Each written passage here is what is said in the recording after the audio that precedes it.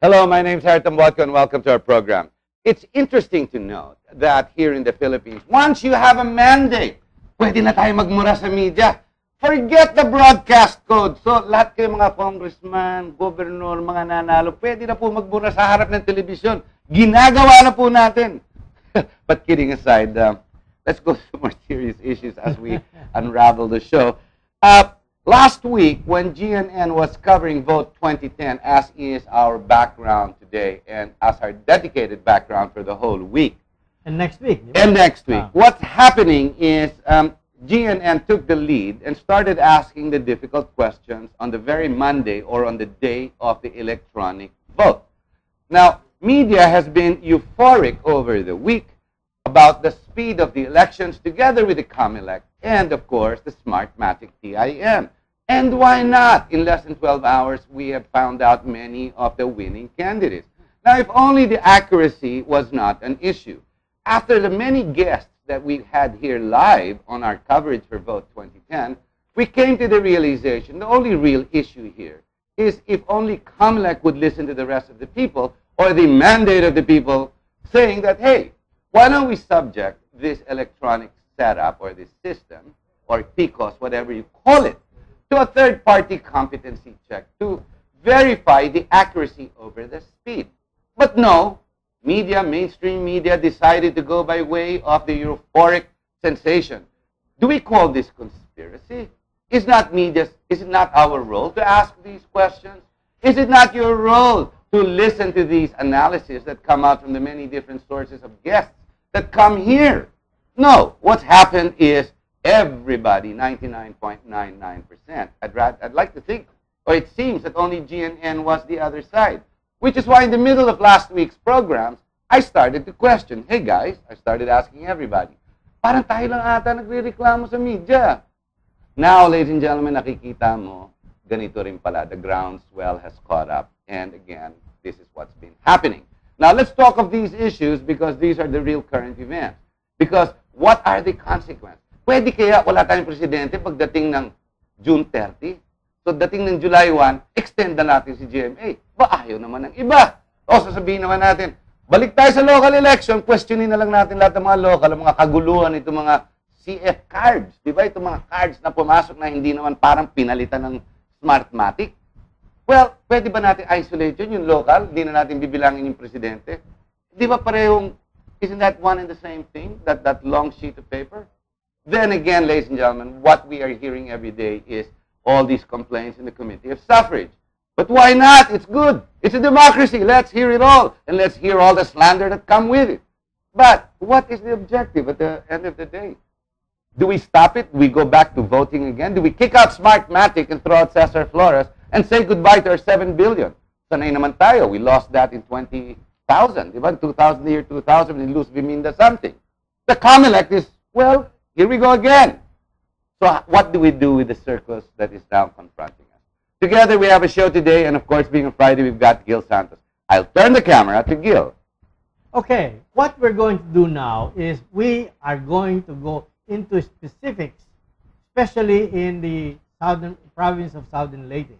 Because if we go into something specific, then we can maintain this, and we're going to do this until the end that we get was there cheating or was there not? Was the counting accurate or not? And then finally, we're going to ask the question, is the election valid?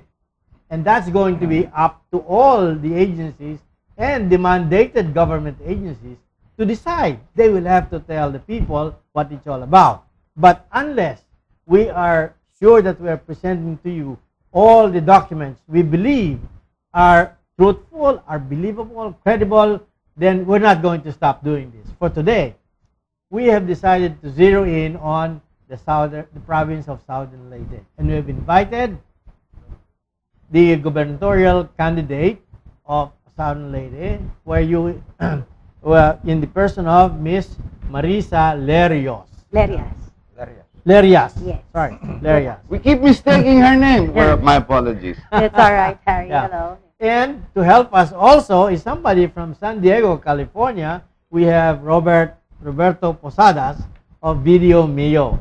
Now, let me go directly to the question I asked you, Marisa. Yes. What exactly happened in the province of Southern Leyte? Did you have PCOS machines? We did. We had a PCOS machine. So Yes.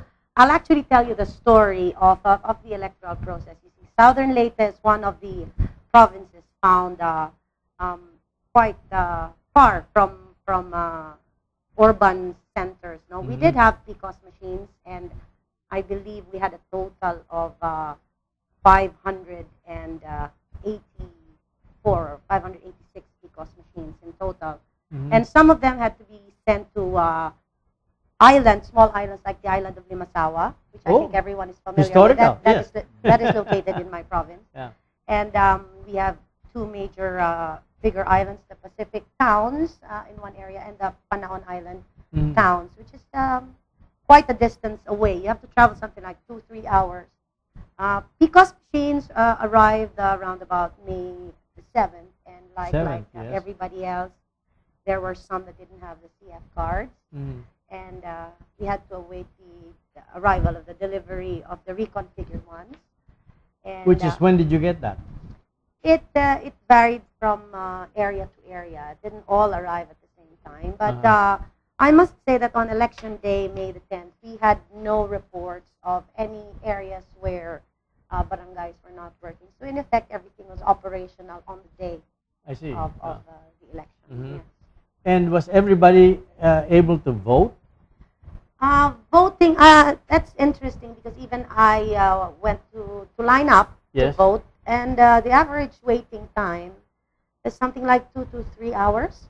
That's a lone district, isn't it? It is a lone district in So my total, polling place. A total voting population is about approximately 250,000 voters, and the total turnout was much less than that. We had under 200,000 who voted. So in my own precinct, where previously we had something like 7 to 8 ballot boxes, that was now reduced to 3 PCOS machines, because each one had a capacity of 1,000 for every PCOS machine. Yes, clustered. So we were reduced to something like 3. And we average waiting time was anywhere between 2 to 3 hours. And I understand that from my neighbors, there were some who had found it too tedious to actually wait, and so they'd gone home. So what exactly is the fraud that you saw? Alam mo, hindi ka nag-iisa dyan. Kasi ako, gano'n ang ginawa sa akin eh. Ako, harap ko lang ang bahay ko yung voting precinct. Di ba? Nireklamo ko yan eh, the whole time eh. Harap lang ng bahay ko. Eskwelahan pa ng mga anak ko. Iilang kami doon. Inabot ako ng 3 oras. Kaya nabuisit ako, umalis ako. I was disenfranchised. We were penalized. The people were penalized because we were saving on PCOS machines. Ang tawag doon, clustering. Pero wala na tayong magagawa eh. Tapos na eh. They decided that, never mind, let's penalize Juan de la Cruz kasi mas mura ito. Okay, no? Naiiba eh. Ibang klase, but let's go forward.